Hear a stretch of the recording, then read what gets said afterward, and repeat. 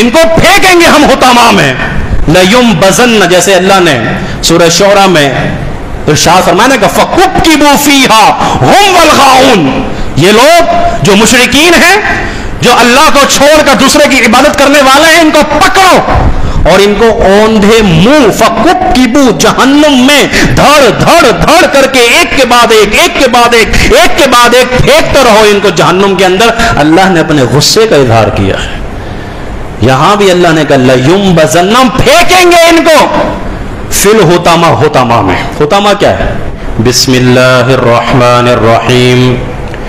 Well لکل ہمزۃ لمزہ الذی جمع مالا وعددہ یحسب ان مالہ اخلدہ کلا لینبذن فی الحطمہ وما ادراک ما الحطمہ نار اللہ المؤقدہ التي تطلع على الأفئدة إنها عليهم مؤصدة في عمد ممددة.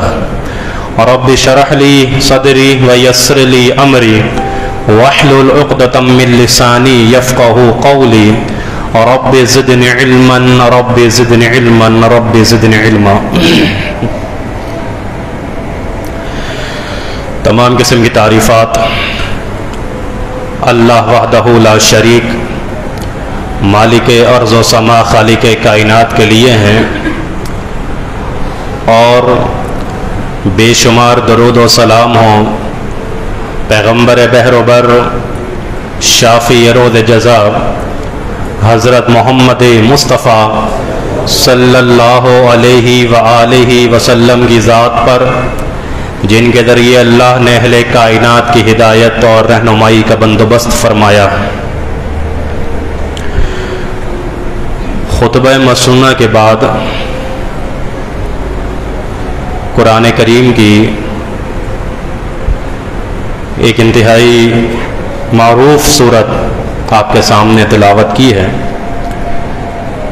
سورۃ الہمزہ، جو اکثر اور بیشتر ائمہ مساجد نماز میں تلاوت بھی کرتے ہیں اور پیچھے کھڑے مقتدیوں کو بھی یہ یاد ہوتی ہے. بظاہر ایک چھوٹی سی سورت نظر آ رہی ہے، لیکن اس سورت میں 3 ایسے گناہوں کا اللہ نے ذکر کیا ہے کہ جو میرے معاشرے میں تقریباً عام ہیں، اور پھر اس جرم اور گناہ کی پاداش میں جو سزا اللہ نے بتائی ہے وہ اہل ایمان کے لیے دہلا دینے والی ہیں. اللہ ہم سب کو محفوظ فرمائے. تو اس مختصر سے وقت میں آپ دوستوں کے سامنے اسی سورت کی مختصر سی تفسیر اور ترجمہ آپ کے سامنے پیش کیا جائے گا، اس دعا کے ساتھ کہ اللہ رب العزت سننے اور سنانے کے بعد عمل کرنے کی توفیق عطا فرمائے. سورت کی ابتدا ویل سے ہوتی ہے، اور یہ قرآن کریم میں لفظ ویل جس کی ابتدا سورت سے ہو رہی ہے، ایک تو یہ سورہ ہمزہ ہے، اور دوسری اسی سپارے میں سورۃ المطففین ہے، ویل للمطففین، جس میں ناپ تول میں کمی کرنے والوں کے حوالے سے ذکر کیا گیا ہے. تو اللہ فرما رہا ہے کہ ویل ہے، تباہی ہے، بربادی ہے، ہلاکت ہے، جہنم کی بدترین گھاٹی ہے، جہنم کا سب سے نچلا درجہ ہے. اللہ کن کے لیے تباہی ہے، بربادی ہے، ہلاکت ہے، اور کن لوگوں کے لیے جہنم کی بدترین گھاٹی کا آپ نے انتخاب کیا ہوا ہے. آگے جواب ملتا ہے لِكُلِّ هُمَزَةٍ لُمَزَةٍ، ہر ہمزہ کے لیے اور ہر لمزہ کے لیے تباہی ہے، بربادی ہے۔ اللہ تباہی، بربادی ہمزہ اور لمزہ کے لیے ہے،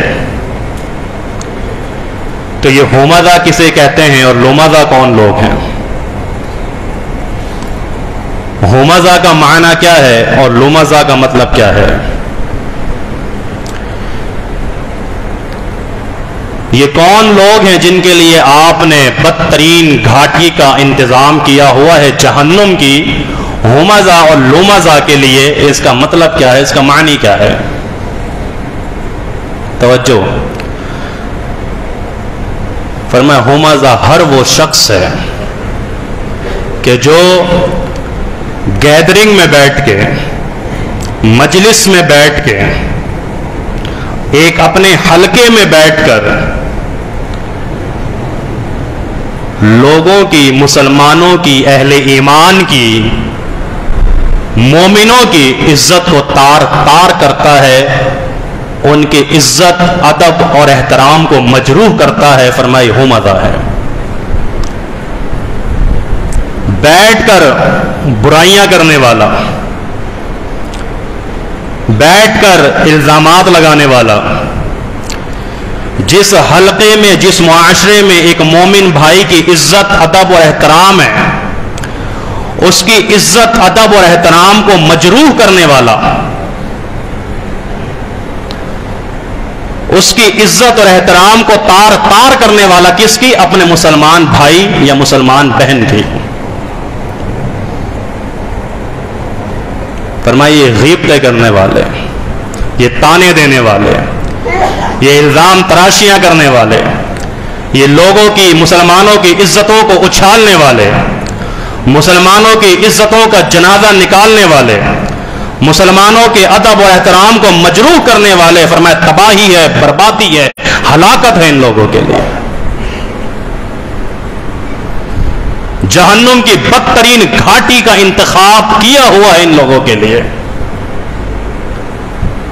وَيْلٌ لِكُلِّ ہُمَزَةٍ لُمَزَةٍ، ہمزہ تو یہ ہیں جو سامنے بیٹھ کے گیدرنگ میں، حلقے میں، تقریب میں، 5 لوگوں کے سامنے، ہوٹل میں، کسی بھی جگہ پر موجود اپنے بھائی کی عزت کو تار تار کر رہا ہے۔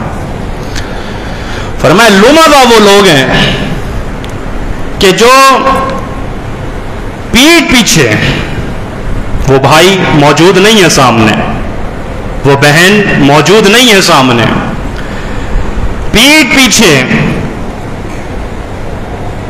ان کی برائیاں کرنے والا، ان کے اوپر الزامات لگانے والا، ان کے ادب اور احترام کو مجروح کرنے والا، 4 لوگوں کے سامنے اس کی عزت کو اچھالنے والا، فرمایا یہ کون ہے؟ یہ لمزہ ہے، اور ہر ہمزہ اور ہر لمزہ کے لیے فرمایا تباہی اور بربادی ہے، یاد رکھنا۔ وَيْلٌ لِكُلِّ ہُمَزَةٍ لُمَزَةٍ، بتائیے یہ 2 جرم اور گناہ میرے معاشرے میں موجود ہیں یا نہیں؟ جہاں بیٹھتے ہیں، گیدرنگ ہے، دوست احباب ہیں، رشتہ دار ہیں، پڑوسی ہیں، گفتگو ہو رہی ہے، کوئی ایک شخص گفتگو کا محور بن جاتا ہے اور اس کی خامی اور اس کی برائیوں کو ڈھونڈ ڈھونڈ کر، تلاش کر کر کے بیان کیا جاتا ہے۔ نبی رحمت صلی اللہ علیہ وسلم نے ارشاد فرمایا تھا کہ لوگوں، اپنے مسلمان بھائی کے عیوب کو، خامیوں کو ٹٹولنا چھوڑ دو، تلاش کرنا چھوڑ دو۔ اگر تم اپنے مسلمان بھائی کی خامیوں کا پیچھا کرو گے، اس کے عیوب کا پیچھا کرو گے، تو یاد رکھو اللہ تمہاری عیوب کا پیچھا کرے گا۔ تم کون سے دودھ کے دھلے ہوئے ہو؟ اللہ تمہاری خامیوں کا پیچھا کرے گا۔ اگر آج اللہ نے پردہ ڈالا ہوا ہے عیوب اور خامیوں کے اوپر، تو اس کا شکر ادا کیا کرو۔ لیکن اگر تم اپنے مسلمان بھائی کے عیوب کو ڈھونڈو گے، تلاش کرو گے، خامیوں کو، کہ میں اس کو بدنام کروں، اس کی عزت کو تار تار کروں، تو اللہ تمہارے عیوب کا پیچھا کرے گا، اور جس کی عیوب کا پیچھا اللہ نے کیا، میرے نبی نے فرمایا یاد رکھنا اللہ اس کو رسوا کر کے چھوڑے گا، اللہ اس کو رسوا کر کے چھوڑے گا۔ اگرچہ وہ ایک بند کمرے میں بھی ہوا، اللہ رب العزت اس کو وہاں بھی رسوا کر کے چھوڑے گا۔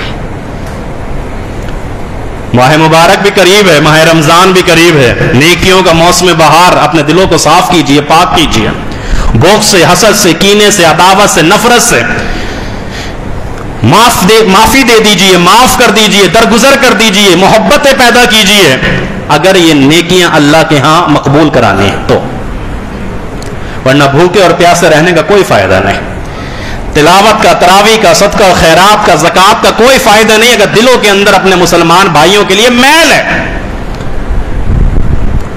آئیے اسی آیت پہ مزید تھوڑا سا غور کر لیتے ہیں۔ اللہ نے ارشاد فرمایا وَيْلٌ لِكُلِّ هُمَزَةٍ لُمَزَةٍ، ہمزہ کے آگے بھی اللہ نے گول تا کا اضافہ کیا اور لمزہ کے آگے بھی گول تا کا اضافہ۔ یہ گول تا کا جو اضافہ ہو گیا اس کا مطلب یہ ہوا کہ یہ مبالغے کا صیغہ بن گیا، اور مبالغے کے صیغے کا مطلب یہ ہے کہ یہ جو ہمزہ اور لمزہ ہیں، یہ جو مسلمانوں کی عزتوں کو تار تار کرنے والے، اس کے ادب اور احترام کو مجروح کرنے والے، غیبت کرنے والے، مطلب یہ ہے کہ ان کے پاس اب کوئی اور کام رہا ہی نہیں ہے اس کے علاوہ۔ اب یہ کسی کام کے رہے ہی نہیں ہیں اس کے علاوہ، جہاں جاتے ہیں، جہاں بیٹھتے ہیں، وہاں پہ غیبتیں کرتے ہیں، تانے دیتے ہیں، برائیاں کرتے ہیں، خامیاں نکالتے ہیں، مسلمان بھائی کے ادب و احترام کو مجروح کرتے ہیں۔ فرمایا ان کے پاس اب کوئی اور کام رہا ہی نہیں ہے، ان کی عادت ثانیہ بن چکی ہے۔ یہ گول تا کا اضافہ کر کے اللہ نے واضح کر دیا کہ ان کے پاس کوئی اور کام نہیں رہا، کرنے کو کوئی کام نہیں رہا، کرنے کو ایک ہی کام بچا ہے کہ اپنے مسلمان بھائیوں کی عزتوں کو اچھال لیں۔ اللہ ہمیں محفوظ فرمائے۔ وہ کہتے ہیں نا کہ ایک تو کریلا کڑوا اور اوپر سے نیم چڑھا، ایک تو کریلا ویسے ہی کڑوا پھر نیم چڑھا، یہ تو ویسے ہی برائی، غیبت اور چغلی کرنا، بہتان لگانا تو ویسے ہی برائی، اور اس کام کے علاوہ کوئی کام رہا ہی نہیں ہے، تو کتنا بڑا گناہ بن گیا ہے۔ ایک مفسر نے مثال دی، انہوں نے کہا کہ ایک شخص ہے کہ جو ایک چیپ کوالٹی کی کھجوریں بیچ رہا ہے، گھٹیا قسم کی کھجوریں ہیں، اعلیٰ کوالٹی نہیں۔ اس سے کسی نے پوچھا کیا کلو دیتے ہو؟ اس نے کہا جی 50 روپے کلو ہے۔ اس نے کہا ٹھیک ہے جی 1 کلو دیتے ہیں۔ اب وہ جو گھٹیا قسم کی چیپ کوالٹی کی کھجور بیچ رہا ہے، اور جب وہ اس کو 1 کلو تول رہا ہے تو مفسر کہتے ہیں کہ اس کو تولتے ہوئے بھی ڈنڈی مار رہا ہے۔ ایک تو چیز خراب دے رہا ہے اور چیز خراب دیتے ہوئے بھی ڈنڈی مار رہا ہے، تو یہ کیسے گناہ کر رہا ہے، کتنا بڑا جرم کر رہا ہے۔ تو آپ بھی یہ غور کریں، میں بھی یہ غور کروں کہ غیبت اور چغلی، بہتان، الزام، مسلمانوں کی عزت کو تار تار کرنا گناہ تو ہے ہی، لیکن اگر اس کام کے علاوہ کوئی اور کام رہا ہی نہیں ہے، جہاں بیٹھتے ہیں یہ کام کرتے ہیں، تو یہ کتنا بڑا گناہ بن گیا ہے۔ تو پہلی اس آیت میں ہمیں سبق مل رہا ہے کہ غیبتیں نہ کرو، تانے نہ کرو، ایک دوسرے کے ساتھ محبت سے پیش آؤ۔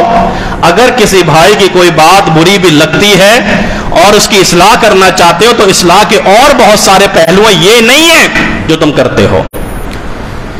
تو وَيْلٌ لِكُلِّ هُمَزَةٍ لُمَزَةٍ۔ آگے چلتے ہیں دوسری آیت پہ۔ اللہ رب العزت فرماتا ہے ان کے لیے بھی بربادی ہے، ان کے لیے بھی تباہی ہے۔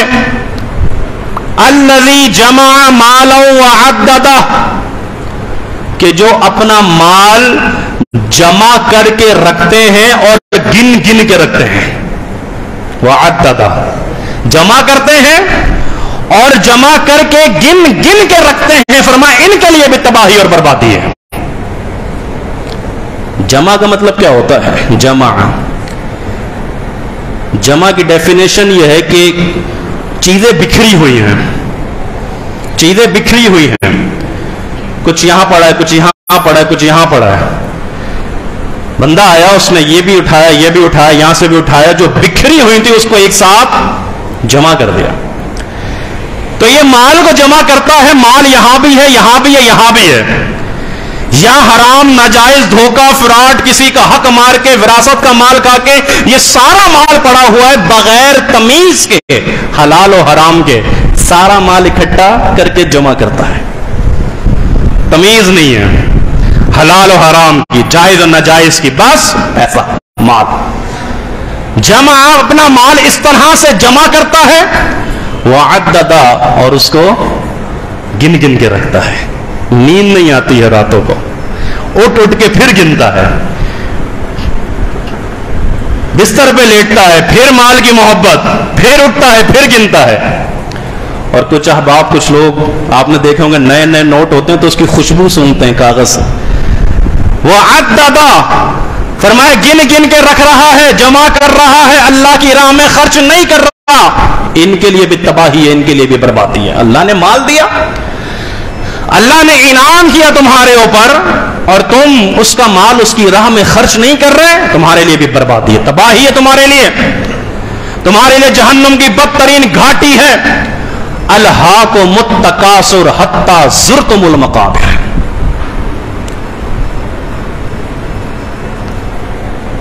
میرے بھائیوں اور دوستوں، ماں اور بہنوں، اپنے ہاتھوں کو بڑا کیجیے، اپنے ہاتھوں کو لمبا کیجیے، اپنے ہاتھوں کو لمبا کریں گے، اپنے ہاتھوں کو بڑا کریں گے تو اللہ رب العالمین کی رحمت اور برکت شامل حال ہوگی۔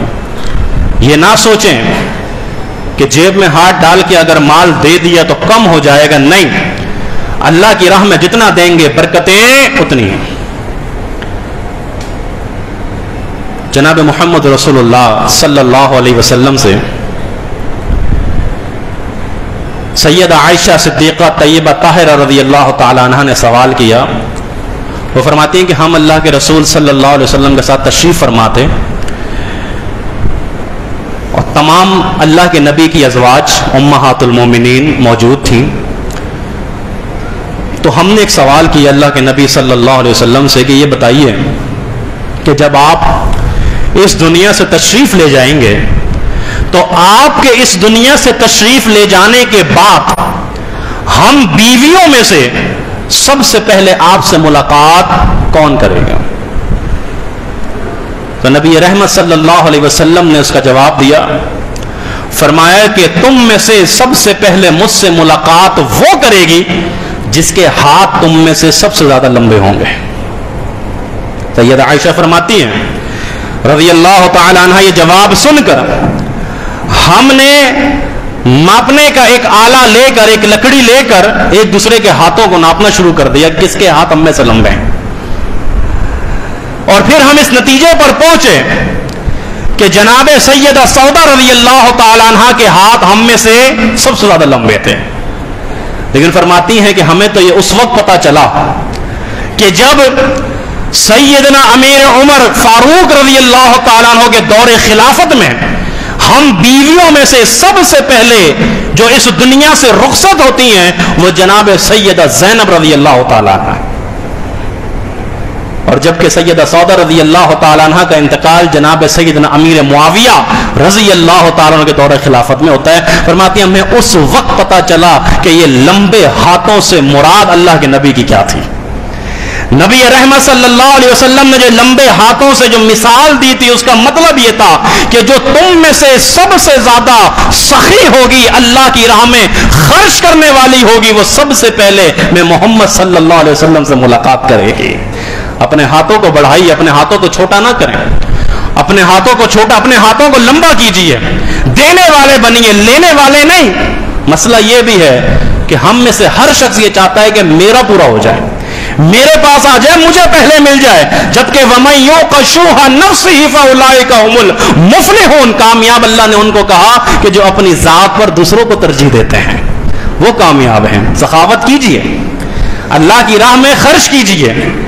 ضروری نہیں ہے کہ آپ سرمایہ کار ہوں، آپ بڑے تاجر ہوں، بڑے بزنس مین ہوں، آپ کی فیکٹریاں اور کارخانے ہوں، آپ بہت بڑا کوئی کاروبار کرتے ہو، سرمایہ دار ہو، تبھی آپ سخاوت کر سکتے ہیں۔ نہیں، سخاوت اللہ کی راہ میں خرچ کرنا بغیر کاروبار، بغیر تاجر بنے، بغیر اعلیٰ بزنس کے بھی ہو سکتی ہے اگر جذبہ ہو، اگر شوق ہو، جیسے کہ محمد رسول اللہ صلی اللہ علیہ وسلم نے ہمیں کر کے دکھایا۔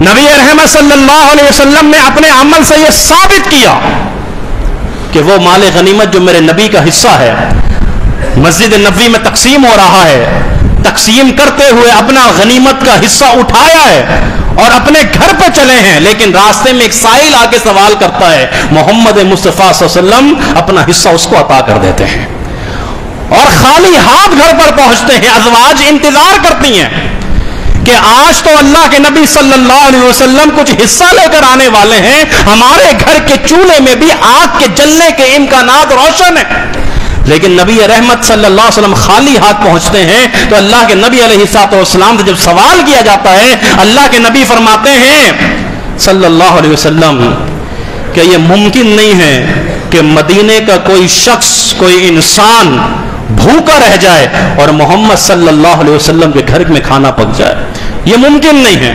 تو اللہ کے نبی علیہ السلام نے سمجھایا، بتایا کہ دیکھو، بغیر سرمائے، بغیر تاجر بنے، بغیر بزنس کے بھی اللہ کی راہ میں خرچ کیا جا سکتا ہے، اللہ کی راہ میں دیا جا سکتا ہے۔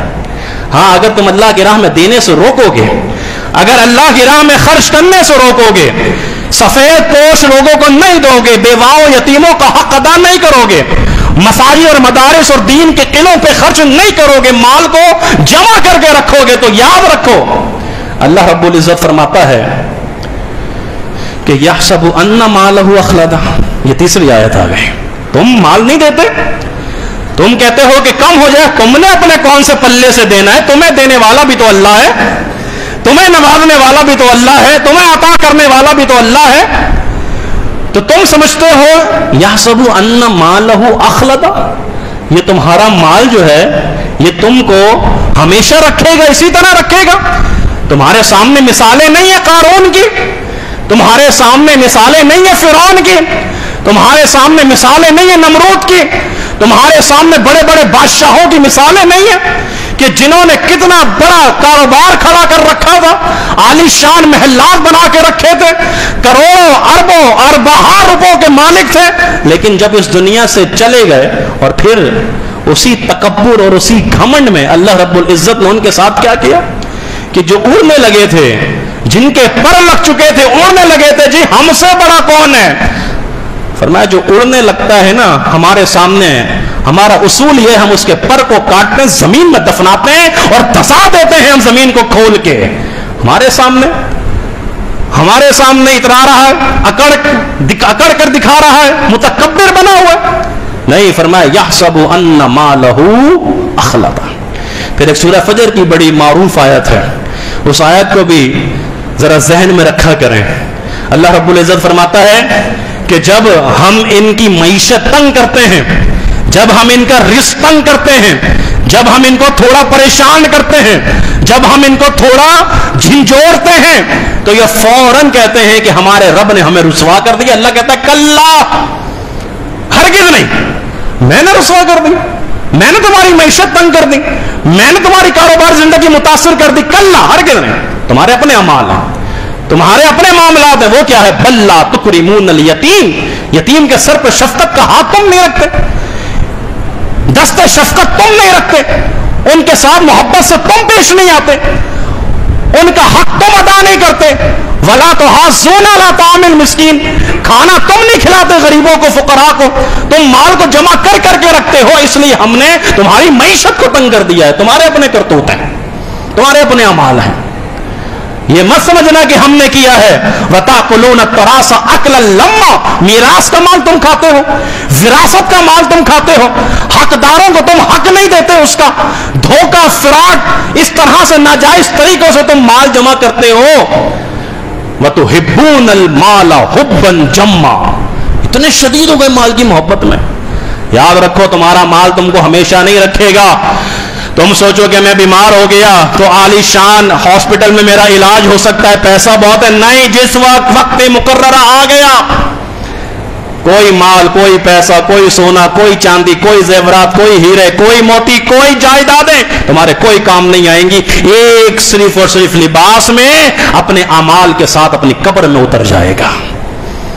یحسب ان مالہ اخلدہ، تجھے ہمیشہ رکھے گا؟ نہیں نہیں، ایسا نہیں ہو سکتا، یہ تو تیرا مال جو تو جمع کر رہا ہے نا، جب تو اس دنیا سے جائے گا تیرے پیچھے تو لڑائیاں شروع ہو جائیں گی. تیرے پاس تو تیرے اعمال چلے جائیں گے نا, جو تو نے خرچ کیا ہوگا تو تیرے کام آئے گا. لیکن تیرے پیچھے تو مرا, تیری آنکھ بند ہوئی, تیری اولادیں لڑائیاں کریں گی, جھگڑے کریں گے, فساد ہوگا, کیسز ہوں گے, عدالتوں کے چکر لگیں گے, اور نہ جانے کیا کچھ ہوگا تیرے اس مال کی وجہ سے. یحسب ان مالہ اخلدہ, تو سمجھتا ہے تیرا مال تجھ کو ہم.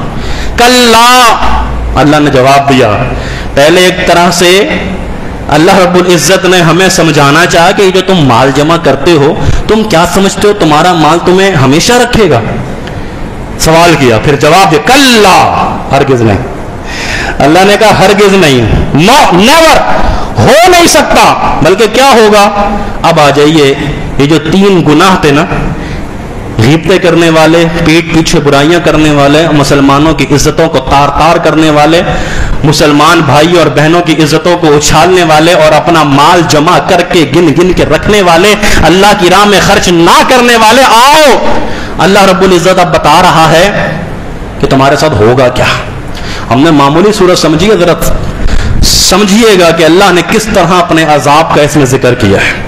اور میں کل ہرگز نہیں, ایسا نہیں ہوگا کہ تمہارا مال تمہیں ہمیشہ رکھے گا, بلکہ تم مر جاؤ گے. ایک وقت آئے گا جب موت کا وقت آئے گا, نہ بڑھاپا دیکھے گا, نہ جوانی دیکھے گی, نہ بیماری دیکھے گی, نہ کوئی اور چیز دیکھے گی. تم صحت مند بھی ہوگے, تم گبرو بھی ہوگے, تم جوان بھی ہوگے, تم ہٹے کٹے ہوگے, لیکن جب ملک الموت آ جائے گا, موت کا فرشتہ آ جائے گا, تمہاری روح قبض کر کے لے جائے گا. تم بولو گے جی بالکل صحت مند تھا, تندرست تھا, کل تک تو مل رہا تھا, جل رہا. جی ہاں ہو رہا ہوگا, لیکن جب وقت آ گیا فوراً بیماری کا انتظار نہیں کرتی موت, بڑھاپے کا انتظار نہیں کرتی موت, اور بیڈ پہ لیٹنے کا انتظار نہیں کرتی موت. موت کو جب آنا ہوتا ہے وہ صحت مند تندرست آدمی کو بھی اٹھا کے لے جاتی ہے, کیونکہ اللہ کا حکم آ گیا.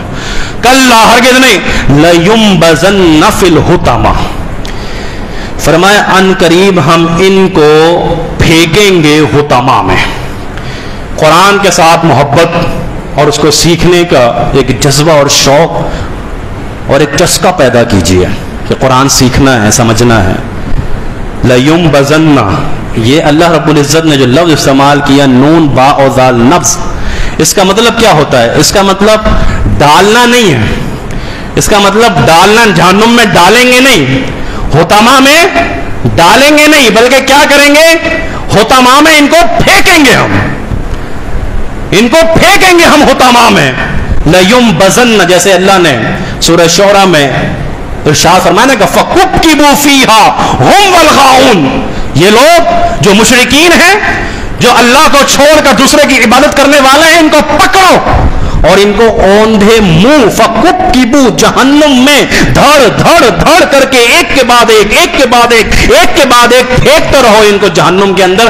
اللہ نے اپنے غصے کا اظہار کیا ہے. یہاں بھی اللہ نے کہا لَيُنبَذَنَّ, پھینکیں گے ان کو فِي الْحُطَمَةِ, حطمہ میں. حطمہ کیا ہے؟ ایک تو جہنم کی گاٹھی ہے, جہنم کی گھاٹی ہے نا. حطمہ کا ترجمہ کیا ہے؟ حطمہ کہتے ہیں خزاں کا موسم آیا, پتے سوکھ جاتے ہیں, پتے سوکھتے ہیں درخت سے, پتا زمین پہ گرتا ہے سوکھا ہوا, آپ کو بھی راہ چلتے ہوئے مل جاتے ہوں گے. آپ اس پہ پاؤں رکھتے ہیں تو وہ پتا کیا ہو جاتا ہے؟ وہ پتا چور چور ہو جاتا ہے, وہ پتا ٹکڑے ٹکڑے ہو جاتا ہے, چور چور ہو جاتا ہے. یہ حطمہ کا معنی ہے. فرمائے کہ ان غیبت اور چغلی اور مسلمانوں کی عزتوں کو تار تار کرنے والا, اللہ کی راہ میں اللہ کا مال نہ خرچ کرنے والوں کو جب ہم اس حطمہ میں پھینکیں گے, یہ چور چور کر دیے جائیں گے, یہ چور چور کر دیے جائیں گے. اللہ ہم سب کو محفوظ فرمائے. لَيُنبَذَنَّ فِي الْحُطَمَةِ. پھر آگے ایک سوال کیا اللہ نے کہا وَمَا أَدْرَاكَ مَا الْحُطَمَةُ, وَمَا أَدْرَاكَ مَا الْحُطَمَةُ, تمہیں کیا پتا حطمہ کیا ہے؟ یہ بھی اللہ نے ہمیں ڈرایا ہے. اگر ہمارے سینے میں تھوڑی سی بھی ذرے بھر بھی ایمان موجود ہے نا, تو ذرا خوف کے ساتھ سنیے اور ہلیے اور اپنی اصلاح کیجئے کہ وما ادراک مل حطمہ. جس طرح کہتے نہیں ہیں کسی سے لڑائی جھگڑا ہو جائے, کوئی تنازع ہو جائے, لڑائی بات بڑھ جائے, تو اکثر دھمکی لگاتے ہوئے کہتے ہیں کہ تم مجھے جانتے ہو میں ہوں کون, جانتے بھی ہو میں ہوں کون, دھمکی لگاتے سامنے والے کو. اللہ نے کہا وما ادراک مل حطمہ, जानते भी हो हुतामा है क्या, पता भी है हुतामा का कि वो कैसी है। अल्लाह अकबर। आगे सुनिएगा, अल्लाह ने कहा तुम्हें क्या मालूम हुतामा क्या है, तुम्हें क्या पता हुतामा क्या है। नारुल्लाहिल मुक़दा। अल्लाह ने पूरे कुरान में आग का जिक्र किया, अजाब का जिक्र किया, अपने दीगर अजाबों का जिक्र किया, लेकिन ये जो लफ्ज है नारुल्लाह पूरे कुरान में अगर आपको मिलेगा तो इसी सूरत में मिलेगा और इन गुनाहों की पादाश में ये सजा मिलेगी। फरमाया आग तो है, ये हुतामा आग तो है, लेकिन ये आग नारुल्लाह, अल्लाह की आग है, अल्लाह की आग। अल्लाह, आग तो है लेकिन नारुल्लाह किसकी, अल्लाह की। अल-मुक़दा, जिसे सुलगाया भी हमने है, जिसे जलाया भी मैंने है, जिसको भड़काया भी मैंने है। नारुल्लाहिल मुक़दा, ये हुतामा फरमाए कि अल्लाह की आग है, जिसको भड़काने और जलाने वाले भी हम हैं। मुझे बताओ कि तुम्हें दुनिया में कोई आग लग जाए तो आग पर काबू पाने वाले आलात का इस्तेमाल करके तुम उस पर काबू पा सकते हो, लेकिन जिस आग को भड़काने वाला, जलाने वाला, सुलगाने वाला अल्लाह हो, है किसी में इतनी हिम्मत और जुर्रत के उस पर काबू पाया जा सके। नारुल्लाह। तुम लोग ग़ीबतें करते हो, समझते हो छोटा गुनाह है, इल्जामात लगाते हो मोमिनों पे, समझते हो छोटा गुनाह है, तोहमतें लगाते हो, इल्जाम तराशियां करते हो, मुसलमानों की इज्जतों को तार तार करते हो। जिस मुआशरे हल्के में उसका अदब एहतराम है, वहां जाकर लोगों के सामने उसके अदब एहतराम को मजरूह करते हो। याद रखो, नारुल्लाहिल मुक़दा, अल्लाह की भड़काई, जलाई, सुलगाई हुई आग के अंदर तुम्हें दाखिल किया जाएगा। इस्लाह कर लो। माह मुबारक करीब है, माह रमजान करीब है, नेकियों का मौसम बहार करीब है, कुछ ही अय्याम बाकी हैं, कुछ ही लम्हात बाकी हैं। अल्लाह हम सबको नसीब फरमाए। इस्लाह कर लें, दोस्तियां कर लें, मोहब्बतें निछावर कर लें, माफ कर दें या माफी दे दें, जिस तरह भी रब को राजी कर सकते हैं कर लें, वरना ये मेहनत और मुशक्कत रहेगी। ये मेहनत और मुशक्कत के सिवा कुछ हासिल उसूल नहीं होगा। तुम तरावियां पढ़ोगे, क़याम करोगे, नवाफिल पढ़ोगे, दुआएं पढ़ोगे, जिक्र व अस्कार करोगे, कुरान की तिलावतें होंगी, खैर और बरकत की हदीसें सुनोगे, सारी मामलात होगा, 5 वक्त नमाजों की पाबंदी होगी, लेकिन अगर हासिल कुछ नहीं हो रहा, कितना बड़ा खसारा हो जाए, कितना बड़ा गुनाह हो जाएगा। नारुल्लाहिल मुक़दा अल्लती तत्तली अलल अफ़िदा। फरमाया ये आग तुम्हारे दिलों पे चढ़ दौड़ेगी, ये आग इन जालिमों के दिलों पे चल दौड़ेगी। ये दिल, इसको भी नरम कीजिए, नरम कीजिए इसको भी। सख्त दिल वाले अल्लाह को पसंद नहीं, दिलों को नरम कीजिए। जन्नत में कौन जाएगा? नबी रहमत सल्लल्लाहु अलैहि वसल्लम फरमाया कि जिनके दिल चुड़िया जैसे होंगे, नरम होंगे। ये दिल ऐसी शय है कि अगर ये सख्त हो जाए तो पत्थर से भी ज्यादा सख्त हो जाता है। और सख्त कब होता है? कि जब अल्लाह के साथ ताल्लुक ना हो, अल्लाह वालों के साथ ताल्लुक ना हो, अल्लाह के कुरान के साथ ताल्लुक ना हो, अल्लाह के घर के साथ ताल्लुक ना हो, दिल सख्त हो जाते हैं। फिर सुनाते हैं हदीस, फिर पढ़ाते हैं उनको आयात, फिर देते हैं ना तर्जुमे वाला कुरान कि आप पढ़िएगा, इस्लाह होगी, हिदायत के लिए दुआ। जब तक आपका दिल नरम नहीं होता ये असर नहीं होंगे। अपने दिलों को नरम कीजिए। अल्लती तत्तली अलल अफ़िदा, फरमाया कि इनके सीनों पे, इनके दिलों पे ये आग चढ़ दौड़ेगी। इन्नहा अलैहिम मुक़सदा, ये भाग नहीं सकते वहां से। तुम भागना चाहोगे, अल्लाह ने कहा इन्नहा अलैहिम मुक़सदा, वो तुम भाग रहे होगे, हम उस घाटी को आगे से बंद कर देंगे। मुक़सदा, बंद कर देंगे हम उसे, तुम्हें कैद कर दिया जाएगा। वो आपने हदीस सुनी है ना कि वो जो गार में 3 अहबाब चले जाते हैं और फिर गार का मुंह आके एक बड़े से पत्थर के साथ बंद कर दिया जाता है, बंद हो जाता है। फरमाए हम बंद कर देंगे उसको, पूरी घाटी को बंद कर देंगे, उस पूरे जेल को बंद कर देंगे। तुम वहां से भाग नहीं सकते। फी आमदी मुमद्ददा, लंबे लंबे सुतूनों में। इसी तरह तुम आग के अंदर जलते रहोगे, भड़कते रहोगे। میرے بھائیوں، دوستوں، ماں بہنوں، خلاصہ یہ ہے آج کے اس مختصر سے وقت میں جو تفسیر آپ کے سامنے مختصر سے انداز میں بیان ہوئی ہے کہ دیکھیں کوئی حاصل حصول نہیں ہے، غیبتیں کرنے سے کوئی حاصل حصول نہیں ہے۔ حاسد کون ہوتا ہے؟ حاسد وہ ہے کہ جو اپنا ہی برا کرتا ہے، سامنے جس سے حسد کیا اس کا کیا بگاڑا؟ یوسف علیہ السلام سے لوگوں نے حسد کیا، بھائیوں نے حسد کیا، کنواں اللہ نے کنویں سے نکال کے تخت مصر پہ بٹھا دیا، اللہ نے بادشاہ بنا دیا، اسے کیا بگاڑ لیا بھائیوں نے؟ بلکہ انہی بھائیوں کو یوسف کے در کا فقیر بنا کے سامنے بٹھا دیا، مانگنے کے لیے آ گئے۔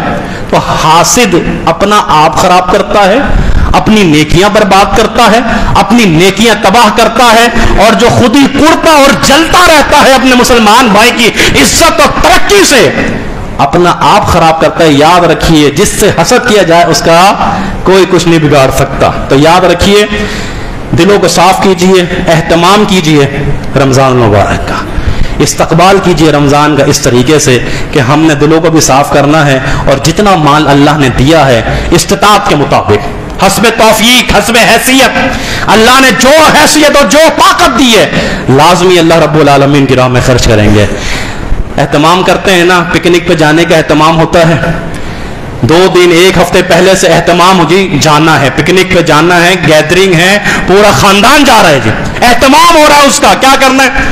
بس کے حوالے سے، دیگر لوازمات کے حوالے سے ساری ایکٹیویٹی چل رہی ہے، اہتمام ہو رہا ہے، باہر ملک جانا ہے، باہر شہر جانا ہے، اہتمام ہو رہا ہے، شادی بیاہ ہے اس کا اہتمام ہو رہا ہے، مہینوں 6 مہینے پہلے سے اہتمام شروع ہو جاتا ہے۔ عبادت کا بھی اہتمام کیجیے، عبادت کا بھی اہتمام کیجیے، اور اہتمام کا طریقہ یہ ہے، اس کا استقبال کیجیے۔ استقبال کا طریقہ یہ ہے آپ کے سامنے جو بیان کیا جا رہا ہے کہ آئیے اللہ سے لو لگائیے، اپنے بھائیوں کو بہنوں کو معاف کیجیے، اور اللہ کے ساتھ تعلق کو مضبوط کیجیے، قرآن کے ساتھ۔ قرآن کا بڑا گہرا تعلق ہے۔ رمضان شہر رمضان الذی انزل فیہ انا انزلناہ فی لیلۃ مبارکہ، لیلۃ مبارکہ میں قرآن کو نازل اسی لیے کیا گیا کہ تمہارا پورا کا پورا رمضان بابرکت بن جائے۔ کیسی برکتیں ہوتی، لوگ سوچتے ہیں پتہ نہیں کیا ہوگا رمضان میں، رمضان پتہ نہیں کیسے گزرے گا، حالات کیسے ہوں گے، ہو سکے گا کچھ نہیں ہو سکے گا۔ وہ رحمتیں اور برکتیں ہوتی ہیں کہ انسان پر، یہ کیوں ہے رحمتیں برکتیں؟ انا انزلناہ فی لیلۃ مبارکہ، یہ ساری مبارکیں، یہ ساری برکتیں اور رحمتیں، یہ ساری مغفرتیں اس ماہ میں جو قرآن نازل ہوا ہے اس کی وجہ سے ہے۔ تو اس کے ساتھ اپنے تعلق کو مضبوط کیجیے، حتیٰ کہ فرمایا سحری کھاؤ، نبی علیہ رحمۃ صلی اللہ علیہ وسلم نے فرمایا سحری میں برکت رکھ دی اللہ نے، کھانے میں برکت رکھ دی اللہ نے، فرمایا کہ افطار میں جلدی کرو، خیر میں رہو گے۔ یہ خیر، برکتیں، رحمتیں صبح بھی، شام بھی، دن بھی، رات بھی، کس وجہ سے؟ قرآن کے نزول کی وجہ سے۔ کبھی خیر کا فلسفہ آپ نے سوچا ہے کہ یہ خیر میں رہو گے، اس کا فلسفہ کیا ہے؟ اس کا مطلب یہ تھوڑی ہے کہ بھوک اگر لگی، پیاس لگی تو عصر میں افطار، نہیں۔ جلدی کرنے کا مطلب کیا ہے؟ جلدی کا مطلب، خیر کا فلسفہ یہ ہے خیر میں اس وقت تک رہو گے کہ جب اللہ کا حکم آ جائے پھر دیر نہیں کرنا۔ یعنی مطلب یہ ہوا کہ اللہ اور اس کے رسول کا حکم ماننے میں ہی خیر ہے۔ تم کہو نہیں جی میں تو ابھی عشاء تک بھوکا رہ سکتا ہوں، عشاء تک پیاسا رہ سکتا ہوں، میں تو رات 11-12 بجے تک بھوکا پیاسا رہ سکتا ہوں۔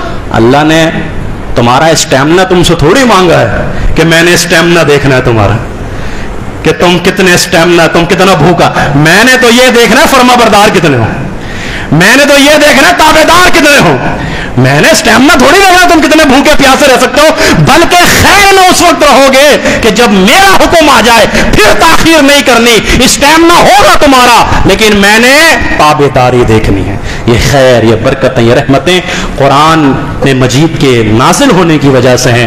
قرآن کو پڑھیے، سمجھیے، سیکھیے، تلاوت کیجیے۔ نہیں پڑھنا آتا امام صاحب سے پڑھیے، نہیں پڑھنا آتا بھائی پڑھا ہوا ہے اس سے پڑھیے، لیکن قرآن کے ساتھ دوستی اور شغف لگائیے گا۔ اللہ رب العالمین سے دعا ہے اللہ ہم سب کو عمل کرنے